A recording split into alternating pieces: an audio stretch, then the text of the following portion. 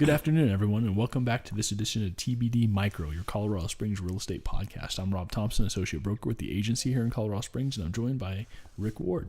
Rick, who are you? Who do you work for? Yeah, hey, thanks, Rob. It's Rick Ward with the Rick Ward Lending Team, powered by North Point Bank here in Colorado Springs, and happy to be on the podcast today with you. Well, happy to have you.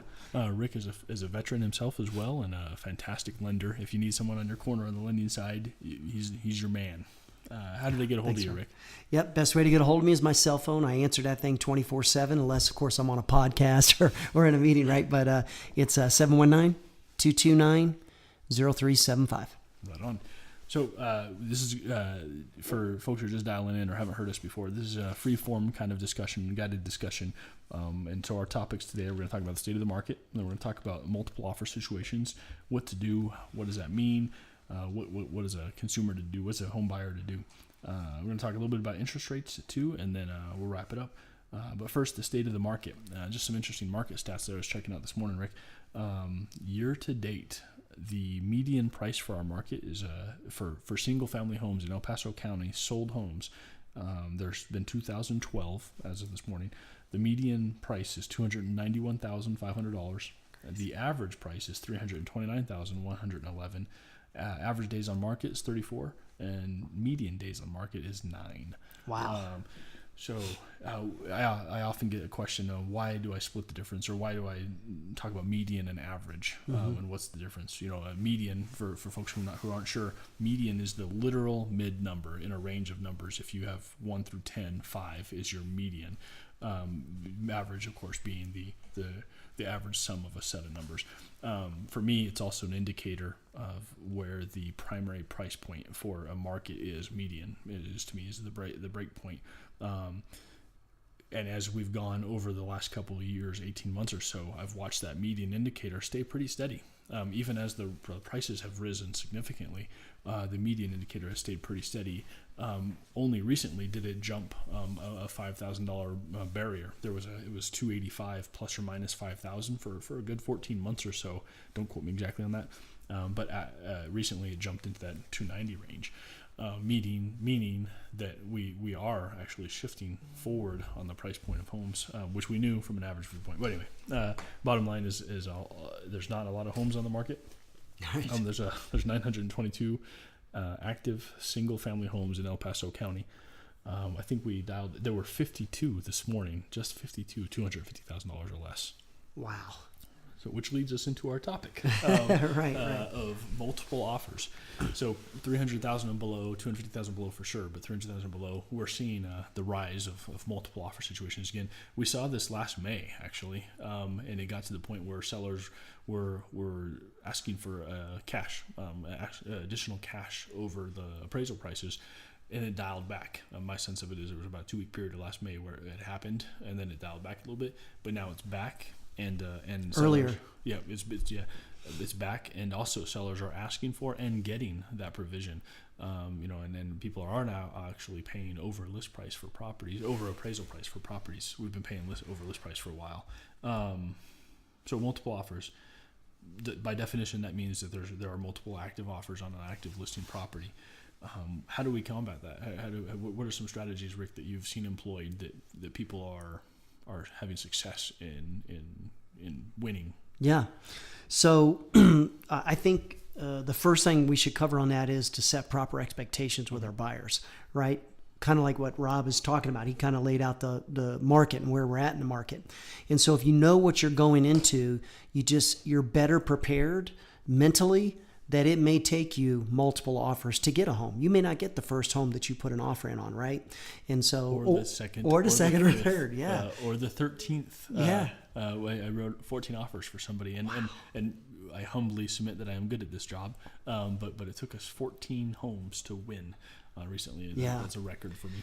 Well, and because I think people fear what they don't know. So if you at least share with them up front what they're expecting, then they're better prepared for it. The other thing is as a lender, I know realtors always try to find us out is why do you want to buy a house? So as the lender, I like to know that too, so I can help partner with my realtor partner to keep somebody motivated from start to finish in that process, right? So I think it's just as a team, we're all pulling in the same direction, and it's always good to give encouragement and keep people in the fight, right? So that's first. Second is in this market, there is a difference between being pre-qualified and pre-approved. I see that the folks that are just pre-qualified, and what that means is literally they did an application, they got their credit pulled, and we maybe ran the file through what's called an automated underwriting system. That's just kind of a standard as getting started. I think, in this type of environment that we're in, if you don't take the next step to get pre-approved, which is you provide all the financial documentation to support what's in your file and in your documents, in your loan application, and have that reviewed, then you're doing yourself a disservice, and you're going to be at a disadvantage on those multiple offer situations. Because if you get 10 offers in and 9 of those people are pre-qualified and one's pre-approved, that could be the tipping point for that seller to say, let's take this offer. They've gone to next step instead of all the other folks maybe that are just pre-qualified, right? Yes, agreed. What I tell my folks is the difference between pre-qual and pre-approved is pre-qual is, hey, I submitted the application to the lender, they looked at it and they said, yeah, your numbers look good, you're pre-qualified to shop a home, comma, if everything on here is true. Not to say that it wouldn't be true, or accurate. Pre-approved is the lender has supporting documentation and has said, yea, verily, you are pre-approved to buy a home, and we have a much more substantial chance of that loan closing. I agree. I agree. As a seller's agent too, that is a difference. Is the person pre-approved? Is they pre-qualified? Have they validated? How far are they in the process? Can I add to that too, Rob, that you just said? So how far along you are in the process. The other thing is when we get that that financial documents to support what's in the application, it would be okay to run that file through underwriting as well to get also the underwriter pre-approval. Like you said, how far along you are in the process, because that's just going to put everybody's mind at ease that literally I'm just waiting for a property to get a contract and get an appraisal and push that file through in a shorter period of time versus someone else who might take a full 30 days, or whatever to close. So I think that's another factor. The other thing I was going to say about that was that it matters who you're getting your pre-approvals from, right? We get a lot of folks that PCS here from, different duty assignments, and they're coming with maybe a big bank pre-qualification. And when you're working in a local market that is a tight market, realtors know who the lenders are and the local guys that get stuff done, or gals, right? And so they care about that more so than working with the bigger banks that don't care about contract deadlines so much. I think they look at those as suggestions, not so much as contract deadlines, right? I can tell a small story about that. I view them not in a negative way, but the big banks tend to be leviathans, and it might not even be willful that way. It's just we'll call this bank XYZZ. And this bank XYZZ, we had a transaction where the bank XYZZ didn't order the appraisal. The request was passed along. We have supporting documentation, but they didn't get it ordered. Fast forward a couple of days, I start asking the question, "Hey, has anybody heard about from the loan officer?" And I'm getting weird responses, which immediately, the only response to that is yes, it's been ordered on date X. Instead I got the appraisal is on order. So that's not what I asked. I said, when was it ordered? And it came to be. It took a couple of days to get the answer to that, but they ordered it a week late. And it shifted closing 10 days. And I asked the loan officer at Bank XYZZ, what are you going to do about that? Because you now put my people in a hotel for 10 days longer, our people. And he said, candidly, Rob, nothing. I said, oh, okay. I don't think we would have had that experience with a local lender.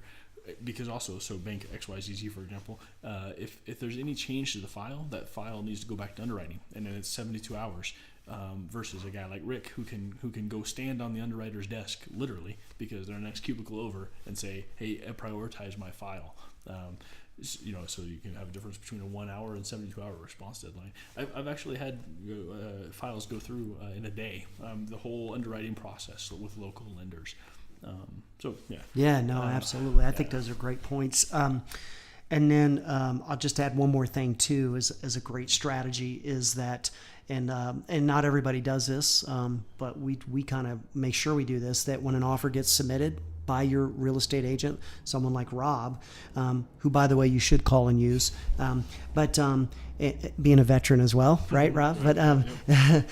But yeah, when that offer goes in, the lender should follow up with the listing agent to make a phone call and not wait for the agent to call them, and proactively talk about the strength of the file, how far along we're in the process.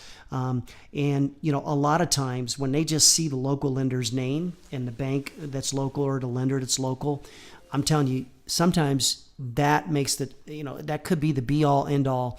The offer could be lower than some of, 10 other offers that are out there because they're all from the big banks, right? X, Y, Z, Z, right? They take that offer. So I think those are the strategies we like to employ on our end to try to make sure we help folks in this multiple offer situations that are out there. So it is an interesting playing field, if you will.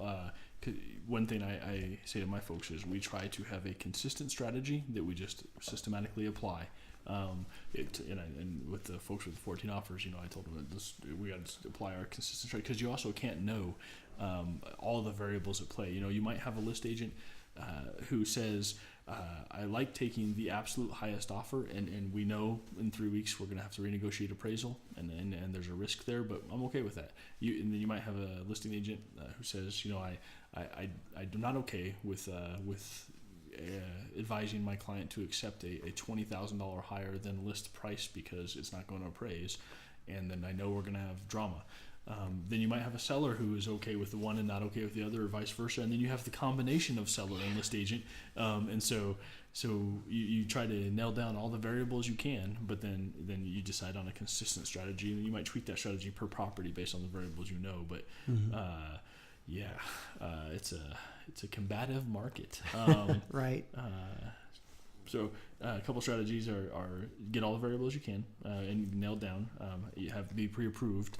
Have the lender make the call to the list agent, or the seller's buyer's agent should also be calling that. One thing I do is the buyer's agent, I call that agent and I ask them, hey, here's what I got. Here's who I've got. This is to the extent that I can. And I also often ask them, what can I do to lock this down today? And even if they have a 5-day deadline, I'll be like, hey, what? Now they won't always necessarily tell me unless they've been cleared by the seller, but it's my job to ask and see what I can do. Yeah. And to take that information back to my client. And that's a great strategy, Rob. Yeah. It's won a couple times. Yeah. So okay. Well, those are some strategies you can employ. Let's talk about interest rates, Rick. What are interest rates looking like? Yeah. So those of you that follow the market, it's funny. You watch and listen to the experts, and they often get it wrong. They make a prediction, and it doesn't do what they say it's going to do. I think we did see rates rising. We saw a little bit of a pullback recently, not in the last couple of weeks, where it's kind of stabilized a little bit, but that's not the right word, because it's a volatile market, right? It is just, there's too many unknown factors in the world and in the market that we don't control as consumers, and we're kind of at that mercy. So one of the things that, and it changes day to day, literally day to day, and sometimes throughout the day, right? So I think it's important that when you're working with your lender, I always tell my clients that, listen, your personality better than I do. You may be a gambler. You may be somebody who's a little more conservative, and if you see numbers in the market as they are that day that you like, and we're under contract or we're getting ready to submit that, and that's what you like, then let's lock it. Let's not play around and you lose sleep and tossing and turning over it. If you're comfortable with the numbers as they sit, then let's do it. But you know that better than I do. I just act as a consultant to present the facts, right? And different solutions for you. So I think it's really on an individual basis on how those decisions are made, right? But I've heard predictions that the rates would be in the 5s by the end of the year for sure, maybe by the end of the summer. So I don't want to speculate, No, fair enough. but I would say that I could see that happening for sure. What do you think, Rob? I can see it happening too. There's a lot of systemic. So, are you familiar with the efficient market hypothesis?